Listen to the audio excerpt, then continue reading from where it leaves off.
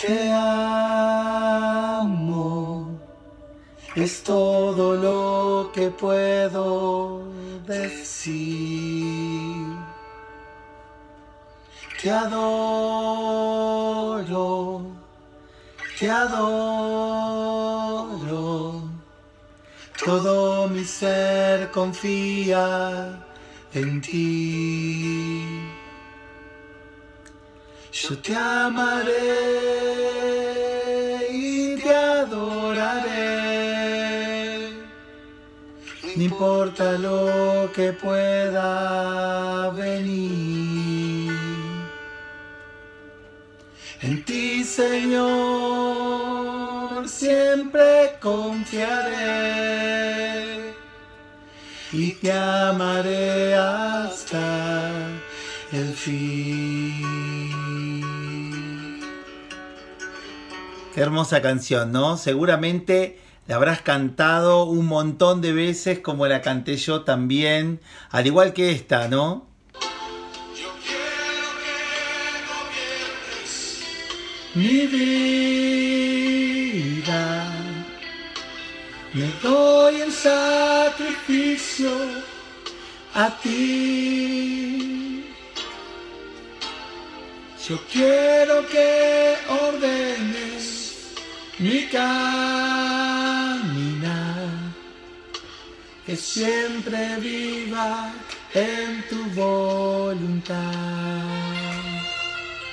Sí, seguramente que habrás cantado esta canción un montón de veces, como lo hice yo, juntos en alguna reunión donde hemos sentido que nuestro espíritu se fusiona al espíritu del Señor, que nuestro corazón está en su corazón y que pareciera como que estuviéramos tocando el cielo con las manos estando en su misma presencia.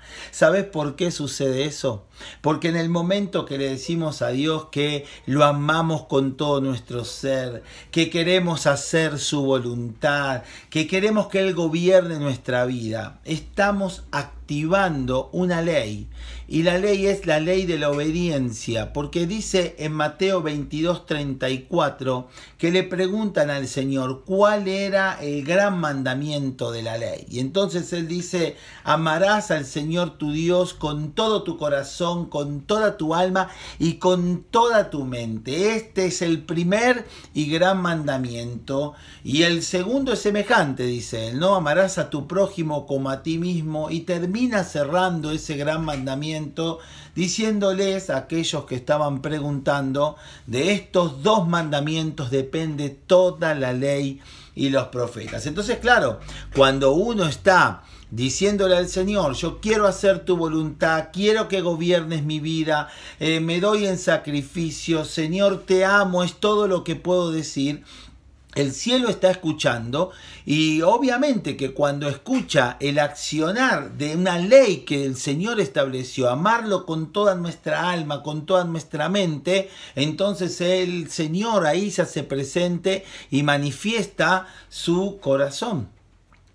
Ahora, lo cierto es que muchas veces estas cosas nos pasan en una reunión solamente. ¿Y qué es lo que sucede en el resto de mis días en la semana?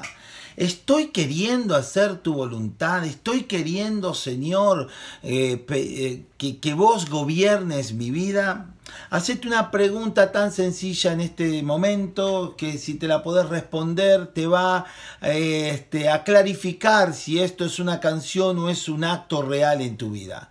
estás sirviendo, estás dando a Dios lo que tenés que darle, lo estás haciendo con un corazón agradecido, estás ofrendando, diezmando, pensando de qué manera podés avanzar en su reino. Si eso no sucede, si estás en un conflicto interno, entonces es una bonita canción, pero no es una acción de vida concreta. La intención de estos 3 domingos es que podamos volver a escuchar, hacer memoria de las palabras que Dios ya nos habló. 2005, 2007, 2010, 2009, 2015 al 2020, hablándonos de un proceso de reforma. ¿Para qué? Para que podamos nuevamente revisar si todas esas palabras que salieron del corazón de Dios, que salieron de la boca de Dios, como esta ley del primer gran mandamiento, si estamos aplicándolo eso a nuestra vida como iglesia, y si no lo estamos aplicando, bueno, ¿cómo hacer la mejor manera para poder aplicarlo en este tiempo? Así que en primera instancia quiero agradecerte y dar gloria a Dios porque te estás tomando el tiempo para poder escuchar este video, y te pido por favor que lo vuelvas a hacer una y otra vez para que en el momento que ejecutemos todos los movimientos te des cuenta que estas cosas no son ideas descabelladas de un pastor o de 4 o 5 locos que conforman la iglesia y que dicen, bueno, ahora vamos para acá o para allá, sino que es el análisis continuo, y no me voy a cansar de decirlo, el análisis continuo de lo que Dios nos ha hablado y ver si estamos caminando dentro de ese plan y ejercer los movimientos necesarios para estar dentro de lo que Dios estableció para nosotros como iglesia en este tiempo. COVID-19 fue un acróstico que comenzamos haciendo hace un par de reuniones atrás. Y el acróstico decía lo siguiente: cambios en la organización de nuestra vida interior o institucional también durante y después de esta cuarentena. 1 Corintios 9, 19 al 22. Escribimos esto en el año 2015. Este es el tiempo para preservar y recibir lo que el Señor tiene para nosotros. Él quiere entregarnos la revelación, el poder, la dirección, la pureza, y usarlas para invadir las tinieblas, para llevar a muchos hacia la luz del Evangelio de maneras únicas. Estamos frente a las puertas de una reforma de paradigma del mover de Dios, que no será solo por creer que se produce en una reunión o cantando una determinada canción. Todo el cielo está esperando y la tierra gime por la manifestación de los hijos de Dios, según dice Romanos 8:19. Dios quiere devolvernos el gozo de la salvación que tal vez ha menguado o hasta se ha perdido por la estructura de la religión. El Salmo 51, 12, 13 dice: devuélveme el gozo de tu salvación y dame el anhelo de obedecerte. Entonces enseñaré tus caminos a otros pecadores y estos volverán a ti. En el año 2015 Dios nos habló de un proceso de reforma. De allí salió un libro que se tituló Reformados o Deformados. Si no lo tenés, si lo necesitas, si lo deseás, me lo pedís y con gusto te lo voy a regalar. Pero muchas de las cosas que hoy estamos viviendo son producto de lo que Dios nos ha hablado durante estos 5 años. Y otras tantas vienen como producto de años anteriores, y eso es lo que queremos recordar en este tiempo. El Señor nos ha metido en un camino que es el camino de dejar la balanza inclinada solo en el proceso de la teoría y ponerla a nivel entre lo teórico y lo práctico. Lo que digo que creo y lo que practico de eso que digo que creo. Vamos a leer juntos 1 Corintios 9, 19 al 22. Cuando soy libre, vivo como si fuera esclavo de todos. Así ayudo al mayor número posible de personas a creer en Cristo. Cuando estoy con los judíos, vivo como judío para ayudarlos a creer en Cristo. Pero cuando cumplo con la ley de Moisés, aunque en realidad no estoy obligado a hacerlo, Y cuando estoy con los que no obedecen la ley de Moisés, vivo como uno de ellos para ayudarlos a creer en Cristo. Esto no significa que yo no obedezca la ley de Dios. Al contrario, la obedezco pues sigo la ley de Cristo. Cuando estoy con los que apenas empiezan a ser cristianos, me comporto como uno de ellos para poder ayudarlos. Es decir, me he hecho igual a todos para que algunos se salven. Por favor, remarca en tu Biblia, para que algunos se salven. Y todo esto lo hago porque amo la buena noticia y porque quiero participar de sus buenos resultados. Versículo 24.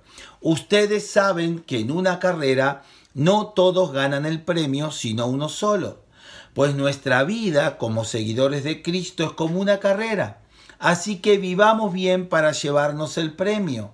Los que se preparan para competir en un deporte dejan de hacer todo lo que pueda perjudicarlos y lo hacen para ganarse un premio que no dura mucho. Nosotros, en cambio, lo hacemos para recibir un premio que dura para siempre. Yo me esfuerzo por recibirlo, así que no lucho sin un propósito. Por favor, marca en tu Biblia en negrita, así que no lucho sin un propósito. Al contrario, vivo con mucha disciplina y trato de dominarme a mí mismo. Hay dos cosas interesantes que el apóstol Pablo marca acá. La primera es que hace absolutamente todo lo que esté a su alcance, todos los movimientos necesarios, todos los cambios, se ayorna a las circunstancias que le toque vivir, se pone a la altura de la gente con la que se rodea en el momento y el lugar en el que se encuentre, con un solo fin, que algunos se salven. Y lo siguiente es que su preparación, su inversión, su esfuerzo no es sin un sentido, sino que toda su lucha tiene un propósito y ese propósito es hacer la voluntad de Dios y entiende que hacer la voluntad de Dios es que algunos se salven. Esto dijimos en el Congreso ID, ¿te acordás? Cuando lo realizamos allá por el año, creo, 2013. La misión no es una tarea de la iglesia, sino más bien la iglesia haciendo su tarea. Es decir, que no podemos dividir el concepto de iglesia y misión. La iglesia es misionera por naturaleza. La naturaleza de la iglesia no viene solamente del mandato de Cristo, sino del carácter de Dios mismo. Dios es un Dios misionero y por ende la iglesia, como su pueblo, tiene que cumplir su misión. Si queremos seguir a ese Dios y no a un ídolo, o sea, un Dios local con minúscula, debemos rever si estamos cumpliendo la misión, visión y propósito de Dios. A finales de ese año el Señor nos dio una palabra y en esa palabra es: se sueltan comienzos renovados. Donde quiera que haya tinieblas, caos o exclusión, Dios está enviando su luz y el amanecer de un nuevo día. Hay una mayor gracia para la sabiduría y la flexibilidad. Abrazaremos el cambio dejando ir la manera como hacíamos las cosas en el pasado, siguiendo a Jesús más de cerca y permitiéndole revelarnos nuevas herramientas y técnicas para una mayor fructificación. Nos moveremos en favor del Señor con fe y osadía, abrazando oportunidades únicas e interesantes que el Señor establecerá en nuestro camino. En ciudades por todo el mundo los predicadores declararán la verdad de Jesús con osadía y testificarán poderosamente de la realidad sobrenatural de Él y de su reino. Las multitudes se reunirán y oirán con atención la palabra del Señor. Se removieron todos los impedimentos, los bloqueos y los retrasos. La voluntad de Dios está con nosotros y terminará llevándonos hacia donde nos prometió. Y hablamos de un cambio de posición, de que son días diferentes, inusuales, desafiantes, determinantes, decisivos, acelerados, que todo tiempo trae una interrupción divina del cielo sobre la tierra, que es un tiempo de recuperación, de restablecimiento, que es un tiempo para amar, para recibir perdón y para dar perdón, que es un tiempo para caminar en la posición original que Dios estableció. La iglesia debería abandonar su bajo perfil. Mientras nosotros no vayamos adelante, decíamos en el 2015, los que van a ir adelante seguirán siendo los corruptos, los inmorales, los violentos, los insensibles, los superficiales y aún el liderazgo eclesiástico que hace callar a aquellos que levantan su voz. En el 2017 hablamos de que cerramos el país en una situación compleja, con una dirigencia política y social que dio pena ver cómo se atacaban desde sus miserias, defendiendo lo indefendible, viendo cosas que dan pena. Pero lo cierto es que el tiempo de la iglesia era el tiempo de ir adelante. Para esto, decíamos, hay que desterrar la comodidad. Esa comodidad que genera el mejor quedémonos acá. No hagamos nada, dejemos que todo pase y después veamos. Jesús llora sobre Jerusalén y le dice: oh, si también tú conocieses, o a lo menos en este tu día, lo que es para tu paz, mas ahora está encubierto a tus ojos, porque vendrán días sobre ti cuando tus enemigos te rodearán con vallado y te sitiarán, y por todas partes te estrecharán, y te derribarán a tierra y a tus hijos dentro de ti, y no dejarán en ti piedra sobre piedra, por cuanto no conociste el tiempo de tu visitación. Iglesia querida, la mentira, la corrupción, la superficialidad, el deterioro moral, el deterioro familiar, la confrontación de unos contra otros, la falta de cultura del trabajo, del estudio, la mediocridad, son todos los males multigeneracionales que están trayendo como consecuencia de generación en generación un deterioro total de nuestra vida social. La razón de todo esto, dice Jesús, es porque no hubo el conocimiento del tiempo de la visitación del cielo. Tal vez nos hemos parado más en la religión de todos los no, que nos ha anulado como iglesia para poder movernos a la velocidad. Siempre recuerdo las palabras de Sandra Gili cuando se hizo el Congreso de Mujeres y ella predicaba y decía: la iglesia está lenta.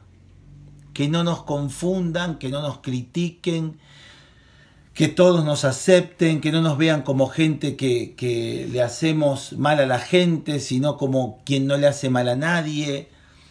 Que no.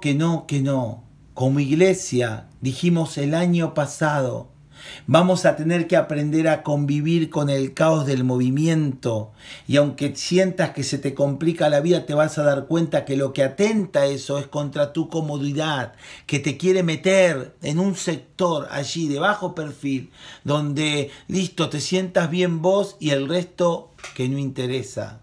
La iglesia que Dios tiene en mente es una iglesia agresiva en el buen sentido de la palabra, que siempre esté pensando en los que están afuera, traer a la gente que está fuera del reino, servir a la gente que está fuera y buscar formas relevantes de traerlos al ámbito de la vida de la iglesia para poder impactarlos con la palabra del Evangelio.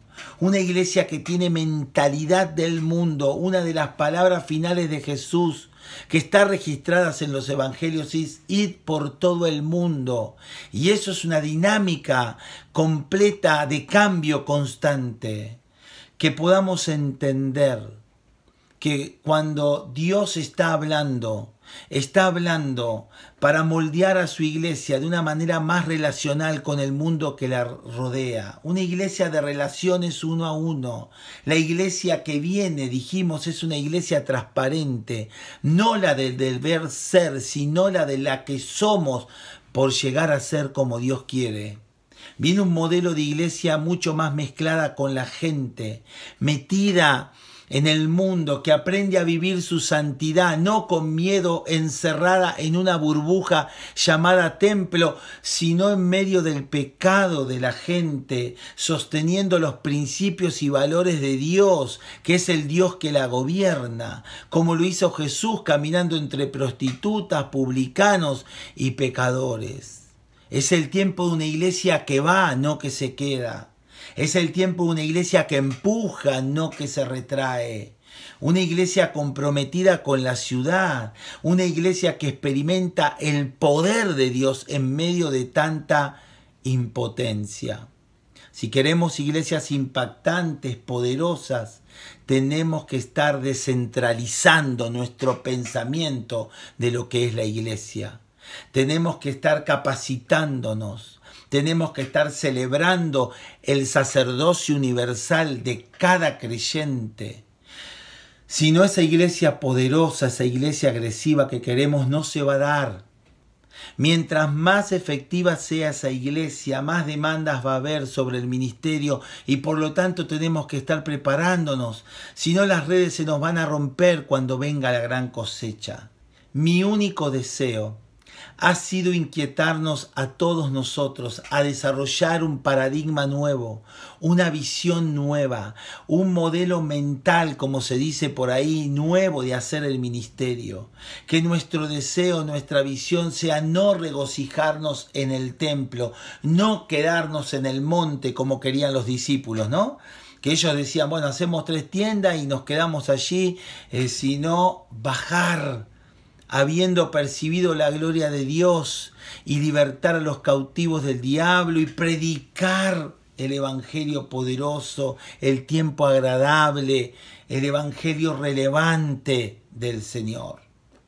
Hasta que no entremos en este terreno, seguiremos entreteniéndonos y emocionándonos como miembros de la iglesia, pero no cumpliremos el objetivo de desarrollarnos, de ejecutar la misión, y que demos como resultado el crecimiento y el desarrollo del evangelio en la ciudad y hasta lo último de la tierra. Por eso hablamos de una reforma en el enfoque y dijimos que es alejarse de lo instantáneo, de lo mágico y a corto plazo y caminar en un sendero de aprendizaje en el cual todos los que componemos la iglesia podamos volvernos responsables, activos y protagonistas de la vida de la iglesia. Nuestra visión dice: actuando en el amor transformador de Dios, llevando personas hacia Jesucristo y formando discípulos para enviarlos con el fin de cambiar la ciudad, la nación y el mundo con el mensaje del Evangelio. Quisiera hacerte una pregunta. Con todos los que están ahí en casa, ¿podrías, por favor, responder? Entre todos podemos jugar, responder si hay 2 columnas cuadradas o 3 redondas. Yo les confieso que, bueno, al lado del soldado romano que vi, yo vi 3 redondas, pero después, pensándolo bien y meditando un poco, me paré desde otro lado y vi 2 cuadradas. Lo cierto es que cuando lo compartí se nos complicó un poco porque estábamos todos de la misma manera. Entonces dijimos, bueno, vamos a buscar otra más fácil. Y entonces pusimos, ¿qué es lo que ves? ¿Caballo o sapo? Y bueno, aquí también tuvimos el mismo dilema. ¿Qué quiero decirte con esto? Podríamos estar toda una vida discutiendo qué es, si sapo, caballo, si columnas redondas o cuadradas, y no ponernos de acuerdo. O podemos acudir a una sola visión como parte de la comunicación y el acuerdo para poder compartir la buena noticia del Evangelio. Lo importante es entender que no interesa si eran 3 redondas o 2 cuadradas las columnas. Lo importante es saber que ya sea que fueran 3 redondas o 2 cuadradas, las mismas estaban sujetando el techo. Entonces, cuando hablamos de la visión y propósito de la Iglesia de Cristo, se realiza a través de un espíritu dinámico que constantemente la lleva a generar los cambios necesarios para no perder el enfoque y ser efectiva en la tarea que le fue encomendada. tenés que saber que cada vez que hay un cambio, tenemos que entender que nuestro modelo, nuestro paradigma tiene que cambiar de lo que vamos a perder a lo que vamos a ganar. Porque cada vez que realicemos un movimiento, lo primero que vamos a pensar es qué es lo que estamos por perder. Y cuando pensamos que lo que perdemos o creemos que lo que perdemos es mucho, entonces nos olvidamos de generar ese proceso de cambio porque pensamos que lo que vamos a ganar no va a superar nunca lo que vamos a perder. Quiero decirte, ese no ha sido el pensamiento de Dios. Dios perdió un hijo. Jesús, a la vista de las personas, perdió la vida, pero en el cielo se ganó la eternidad y Dios ganó a través de la pérdida de un hijo la conexión nuevamente del ser humano con él a través de la persona de Jesús. Y las personas que estaban al lado de Jesús, viendo que dijeron, este era un profeta más, murió, bueno, era un buen hombre, no pudieron percibir que lo que ganó fue una eternidad para ellos hasta que el Señor resucitó. Entonces necesitamos encuadrarnos nuevamente en el enfoque. ¿Y cuál es el enfoque? Bueno, yo lo llamé la fórmula 5. Para no perder el enfoque es necesario un principio organizador. Un principio organizador es una declaración que facilita la integración de todos los elementos esenciales de nuestro trabajo. En cierto modo, define y traza los límites de los que incluiremos y lo que no incluiremos para cumplir el propósito de Dios como iglesia. Entonces, esta fórmula dice que alguien aprende algo en algún lugar, de alguna manera, con algún propósito. Alguien aprende. ¿A quién se está refiriendo? Se refiere a una persona, a cualquier persona. Específicamente se refiere a quién o a quienes deseamos servir, cumpliendo el propósito de Dios como iglesia. Saber todo lo que podamos acerca de quiénes son y cuáles son sus intereses, necesidades y problemas nos va a ayudar a ser más efectivos en la tarea. Alguien aprende algo. Ese algo es el contenido, la experiencia, las actitudes o los valores y principios que deseamos que la persona o personas adquieran como resultado del encuentro con el Señor a través de nuestra vida con ellos. En algún lugar se refiere a algún lugar geográfico el cual se lleva a cabo el propósito de Dios.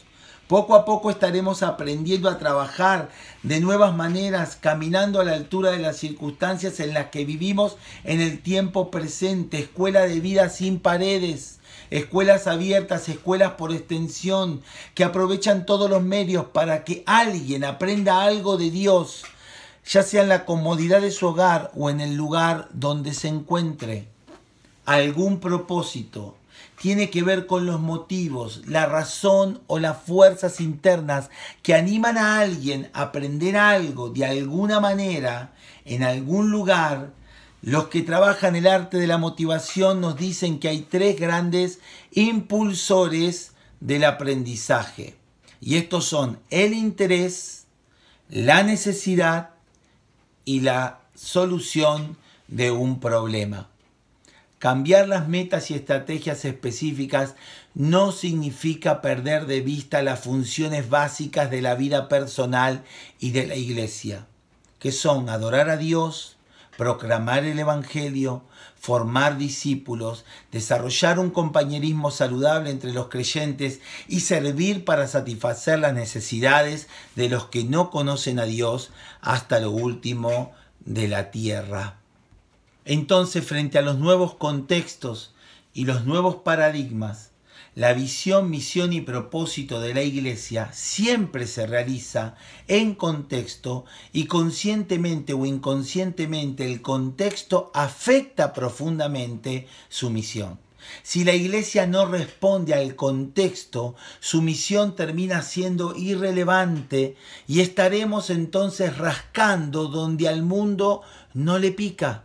Es decir, cuando estamos pensando en la misión, el contexto debería ser esencial en nuestra visión para poder llevarla con propósito adelante. Parte de la misión de la Iglesia en un mundo globalizado es encontrar formas de tener una voz dentro de la cultura. No podemos quedarnos dentro de las cuatro paredes del templo y denunciar el pecado en la sociedad. Nadie nos va a hacer caso, no nos van a escuchar. Es la responsabilidad de la Iglesia buscar formas de ser escuchados. Para caminar estos nuevos escenarios, tenemos que tener una mentalidad de avance. El mayor problema que enfrenta la Iglesia hoy en día es el centralismo. Fortalecer una sede central dejando al margen la periferia, la ciudad, el campo. Circunscribir el evangelismo al espacio local, focalizando la atención en los visitantes al culto, es un error. La preocupación por el fortalecimiento local a nivel de la membresía, estructura administrativa y finanzas. Y Seble, la iglesia del futuro, la iglesia del mañana, la iglesia de las próximas generaciones se debe a comenzar a diseñar, a construir hoy. Ya es indispensable que renovemos nuestra manera de pensar y con una nueva mentalidad promovamos nuevas estrategias y metodologías. Se hace urgente tomar decisiones que produzcan los cambios necesarios para no llegar tarde al futuro o que el futuro no nos alcance en una estación del pasado. Quien no quiera cambiar ya llegó hasta donde se dirige. Solo el cambio trae consigo algo nuevo. Vino nuevo necesita odres nuevos. Jesús fue terminante en cuanto a la insensatez de querer derramar vino nuevo en odres viejos. No tenemos que hacer mucho esfuerzo para entender que el vino nuevo tiene que ver con lo que Dios tiene para las nuevas generaciones. Y la iglesia es el recipiente que se debe renovar para poder contener el producto de esta nueva vendimia. Las iglesias que demoran los cambios, que priorizan sus costumbres y tradiciones, que sacralizan sus métodos y estrategias, terminarán siendo un museo religioso que puede llegar a ser muy bonito, muy bien arreglado, pero museo al fin que solo contará una historia pasada. La iglesia de Jesucristo debe renovarse para seguir siendo pertinente al hombre y a la sociedad de su época. La iglesia no ha sido llamada para conservar, sino para transformar. La iglesia debe ser sensible a las necesidades de las personas, debe estar movilizada para estar donde están las personas, debe transmitir su mensaje en los términos que las personas entiendan, no debe ser extraña al mundo donde ha sido enviada. La iglesia debe dejar de estar limitada a un espacio físico llamado al templo y a un tiempo determinado llamado el culto, para estar en todo tiempo y en todo lugar al alcance de los necesitados espirituales. En este mundo globalizado, la iglesia todavía tiene una misión.